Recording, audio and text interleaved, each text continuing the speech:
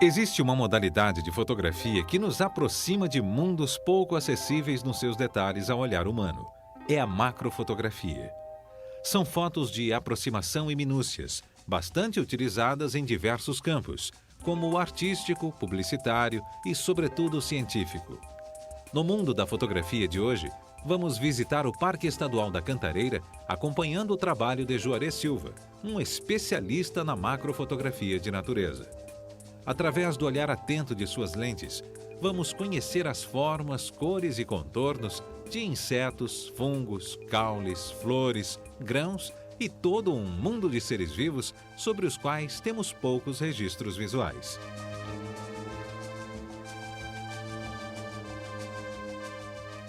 Há muitas controvérsias entre os fotógrafos sobre o que seria de fato a fotografia macro. Bom, a fotografia macro, ela pode ter a razão de 1 por 1, onde ela preenche o tamanho completo do fotograma, mas também na razão de meio ou 1/4.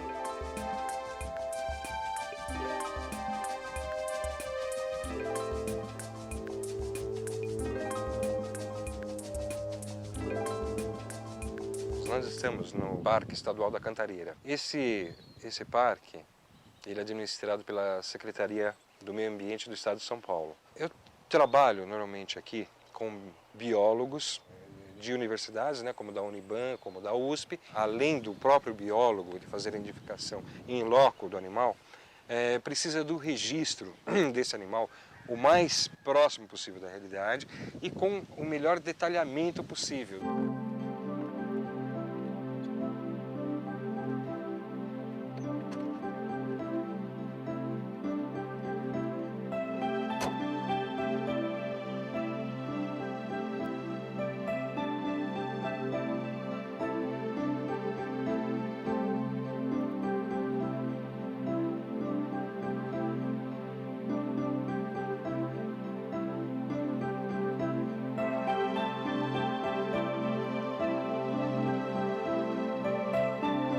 Normalmente quando eu venho para a mata, sempre eu venho em busca de alguma coisa. Quero fotografar o melhor fungo, o melhor inseto, a borboleta mais bonita. No entanto, como a gente não tem controle sobre aquilo que a gente vê na mata, então o que aparecer, vamos fotografar, tá? Então, vamos ao trabalho?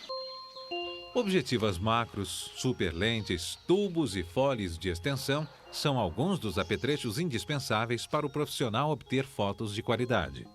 Mas o que realmente importa na macrofotografia é a educação do olhar. Sem uma aprendizagem paciente, não se capta esse outro mundo, onde a vida pulsa sem muita visibilidade. A percepção humana é pouco treinada para ver o enredo de luzes e sombras das criaturas do chão, do oco, da água, os detalhes e formas de galhos e troncos. O fotógrafo é um aprendiz da natureza. Ele revela a beleza do ínfimo.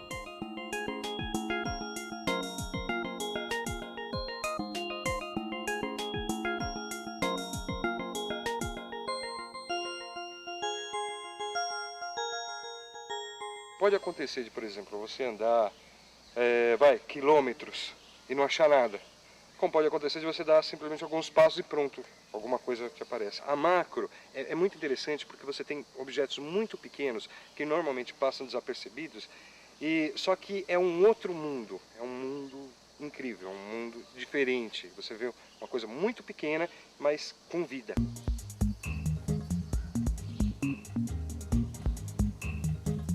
Então, no meio de tudo isso, de toda essa vastidão,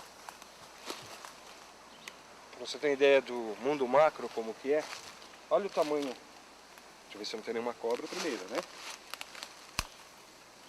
Olha um fungo. Pode ver que ele é colorido, amarelo.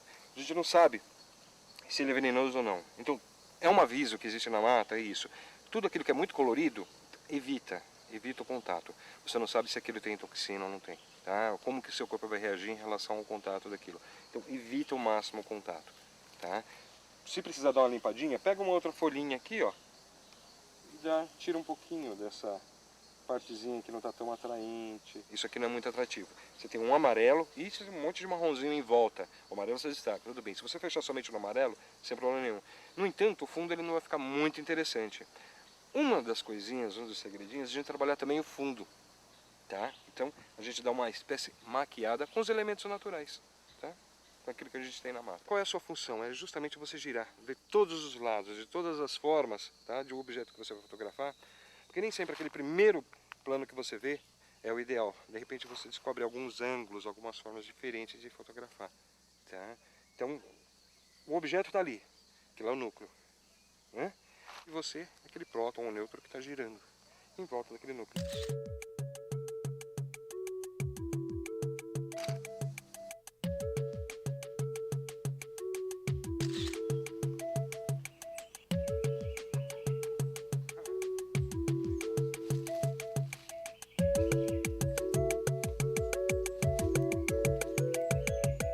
Detalhe legal de design, ó. Fechar, fica uma coisa meio surrealista até, né? Quando você fecha somente nesse detalhezinho aqui, de forma macro, né? Quem olha e fala, que é isso? É uma coisa completamente diferente. E um detalhe interessante também é a coloração dela, avermelhado, chama bastante atenção. Então existe, por exemplo, o filtro close-up, que muita gente utiliza porque é uma forma mais fácil de você conseguir fazer fotografia macro. Você simplesmente coloca um filtro na frente da lente, né, e com isso você consegue uma aproximação maior do objeto, do assunto. Eu particularmente evito o uso, eu uso mais um tubo de extensão. Com tubo de extensão, que eu vou mostrar depois para vocês direitinho, você simplesmente alonga a sua lente, vai dar mais aproximação, mas no entanto você não está alterando a qualidade da sua lente. Um detalhe interessante em termos de tele é o seguinte, essas lentes tele, elas tendem a deixar os objetos mais chapados, mais próximos, tá? Então você perde um pouquinho a noção de profundidade, entendeu? Então essas lentes, elas costumam comprimir os objetos, então às vezes o objeto está um pouco longe, só que ela comprime a impressão que dá que está mais próximo. Isso aqui são tubos de extensões. Ele não tem nada, tá vendo? Não tem nada aqui dentro, não tem nenhum elemento. Então o que ele está fazendo? Ele está extensionando a lente. Ela está colocando a lente um pouco mais à frente, consequentemente, ela está trazendo os objetos mais próximos, tá? Então, ela me dá a possibilidade de eu ficar mais próximo do objeto. A partir do momento que eu estou extensionando, ou seja, eu estou colocando mais um elemento aqui, esse elemento vazado, eu estou distanciando a lente em relação ao filme. Consequentemente, vai haver perda de luz, tá? Como vai haver a perda de luz, eu preciso compensar de alguma outra forma, ou seja, dando uma exposição mais prolongada, um tempo maior de exposição. Eu vou usar uma lente, que é uma 80-200 zoom. No próximo bloco, Juarez Silva vai traçar alguns limites entre a macrofotografia e o close-up e nos falar sobre alguns dos segredos de sua arte, como a utilização criativa do recurso do flash.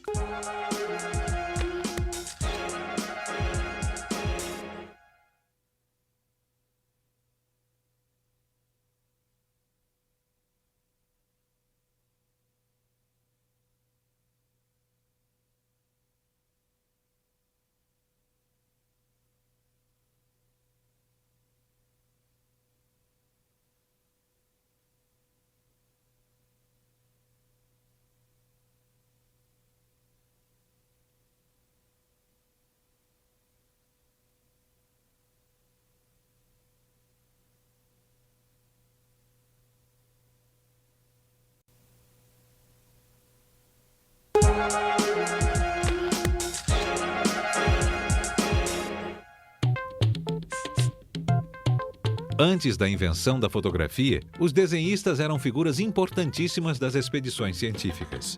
Pesquisar, colher, desenhar e estudar eram verbos indissociáveis da botânica e da zoologia.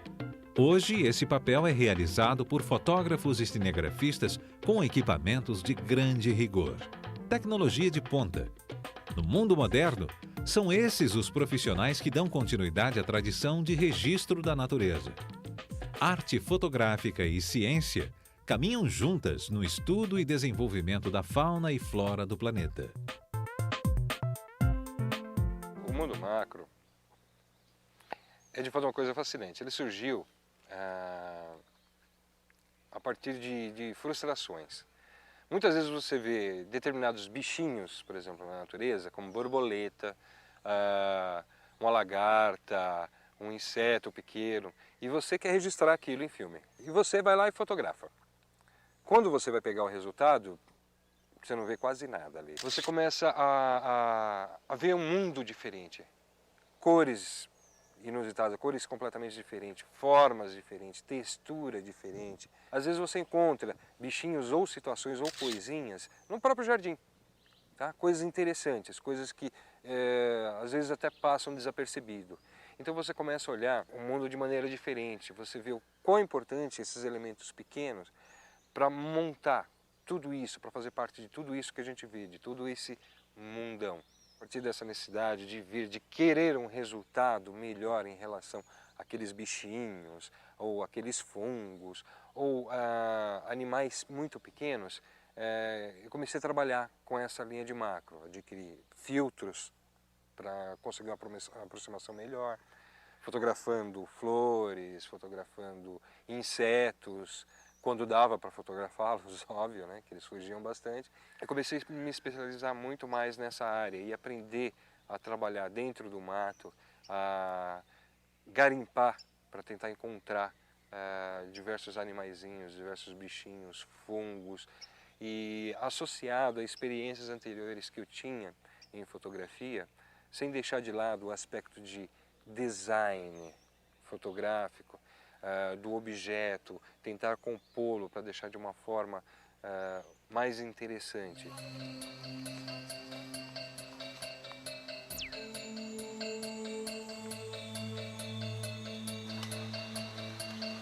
Em termos de fotografia macro, a sua profundidade de campo, ou seja, aquela visão que você tem de plano de focagem, é muito menor do que uma fotografia convencional.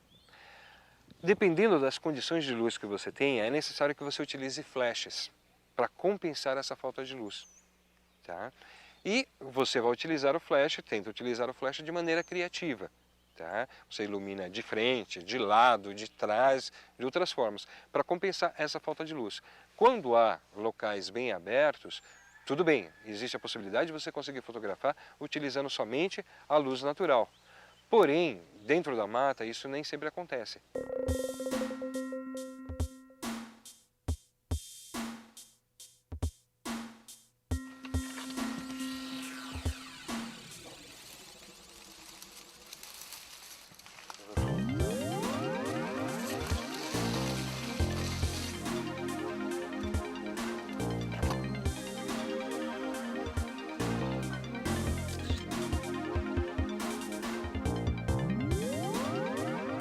A diferença entre macro e close-up é um liame muito pequeno, é uma diferença muito pequena.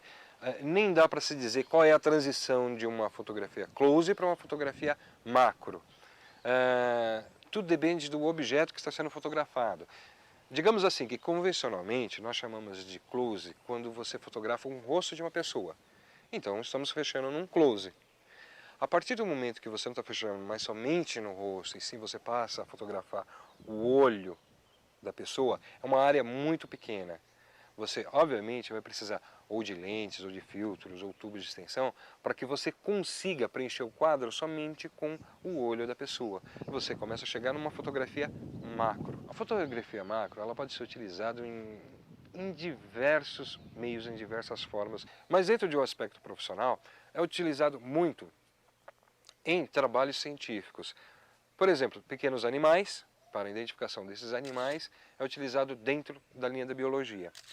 A macrofotografia ela tem uma importância muito grande porque nos fornece informações visuais das espécies. Uma das principais formas aqui de troca é a experiência. Então ele nos fornece muitos dados sobre como captar imagens, que para nós é muito importante. Nós conhecemos os animais, conhecemos as árvores, mas muitas vezes pecamos no registro dessas imagens. Então ele para nós é é a orientação, o que fazer e o que não fazer, principalmente. Mas ele também contribui muito com a questão de nos fornecer material. Para nós é um parceiro, um amigo, já faz parte da equipe cantareira. Então, na verdade, está acontecendo o seguinte, nessa área aqui, ó, essa primeira área e essa área aqui próxima ao lago, os sauás estão cada vez chegando mais perto daqui. Aumento de população, disponibilidade de alimento. Muito filhote essa época. Muito filhote. Começa a surgir bastante. Não ameaça mais para os animais aqui. Tem aparecido coruja por aqui? Tem coruja. Aquela Olha, mocho? você tem a mocho orelhudo, que está sendo a mais comum. Está acontecendo uma coisa no parque que não é comum, que é o surgimento da buraqueira, que ela é de cerrado. Que lá na trilha você não viu mais a pegada dos felinos lá? Então, vou até te contar um negócio. Agora chegou a época de voltar a fazer coleta de pegadas, porque começa a chuva de novo, eu tenho material no chão para coletar. Você já tem agora? Não, porque eu ainda não fui fazer a coleta. Eu tenho material da coleta do começo do ano. Então, bom trabalho. Cuidado. Se vê algum felino amigo meu, por favor, me avise. Ah, sim, Tá bom? lógico. E antes de tudo, fotografar Lembrança. logo o bicho. Então, e material que você puder me passar depois, Ah, sim. tá bom? Um abraço. Boa caminhada, meu amigo. Falou. Até mais. Falou. A natureza é bela e viva, arredia e efêmera. A macrofotografia é um trabalho que lida o tempo inteiro com o inesperado e a falta de controle sobre o processo de produção da foto. Ao fotógrafo, muitas vezes não resta outra alternativa senão recriar artificialmente a situação e a ambiência natural em foco. No próximo bloco, os desafios de um trabalho de macrofotografia da natureza em estúdio.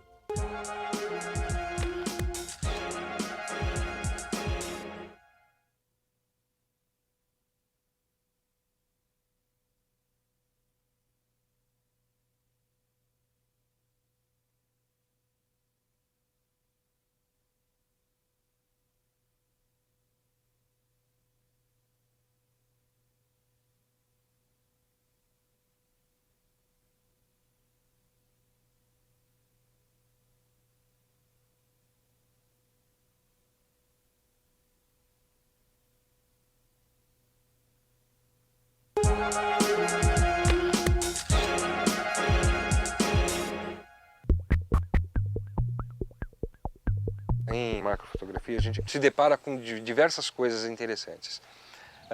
Eu já encontrei determinados sapinhos que ele não chega a ser o tamanho de uma tampa de caneta. Tem fotos de algum outro sapo que ele está na ponta de um lápis. Você tem ideia do tamanho do sapo. E é um sapo. Um sapinho chamado pingo-douro, que foi encontrado, que ele também é do tamanho de uma tampa, não chega ao tamanho de uma tampa de caneta, ele é muito pequeno.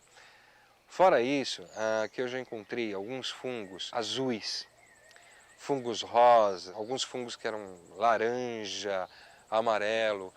Um detalhe interessante, quando você está fotografando esses pequenos insetos dentro desse mundo macro, quando você encontra algo que na sua opinião vale realmente a pena você fotografar e fazer diversas fotos daquilo, eu uso tanto os tubos de extensões, quanto a lente macro, quanto a lente zoom que tem a macro, justamente para que eu tenha diversas opções e depois num resultado final, que é o resultado bidimensional, que na fotografia nós vamos ter somente um resultado bidimensional, qual que mais agrada?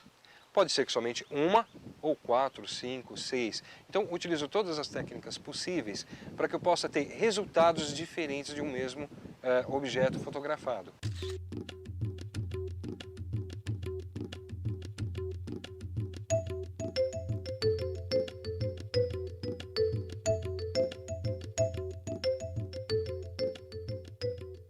A fotografia na natureza, nós não temos muito controle sobre o tempo, se está com muito sol, pouco sol, se está na sombra, se não está.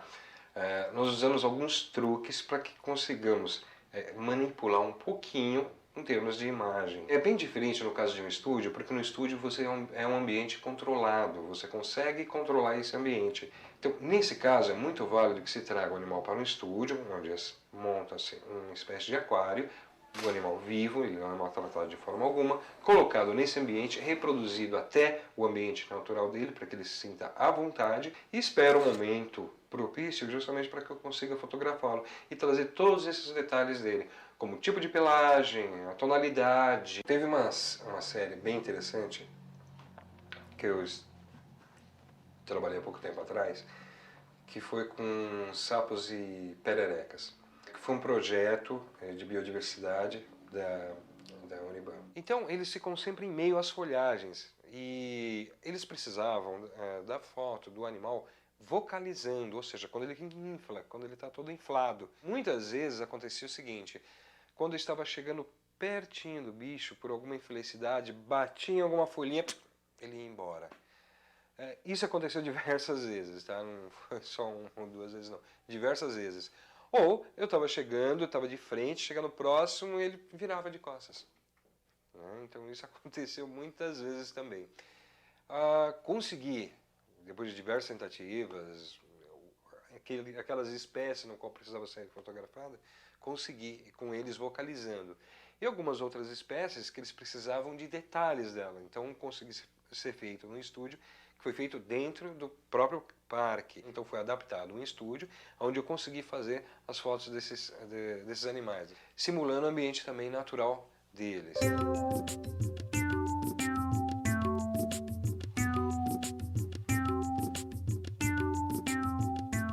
Se você parar e olhar na sua casa uma série de itenzinhos, uma série de coisinhas que são pequenas e que você gostaria de registrá-la, mas num tamanho real, num tamanho maior, você vai encontrar uma infinidade de coisas. Eu às vezes gosto de inventar algumas coisinhas, como por exemplo, somente a gota de água voltando de um copo. Se você tentar fazer com uma lente comum, você não vai conseguir essa magnificência que você precisa. É aí onde você entra com a lente macro, porque o tamanho desse retorno de água é muito pequeno. Além disso, fiz de alguns morangos, que eu até manipulei também esses morangos. Eu transformei tudo em prateado e deixei somente um morango in natura, e o restante tudo prateado. Uma invenção um pouco, digamos, além daquilo que seria natural, uma visão quase que surrealista. A macrofotografia registra um mundo incomum e pouco acessível a olho nu. A obra de Juarez Silva é uma contribuição inestimável para o estudo e o conhecimento dos belos e pequenos organismos vivos ocultos na natureza. Seu trabalho contribui para a preservação da fauna e flora, que poucos vemos, mas muito importa à vida.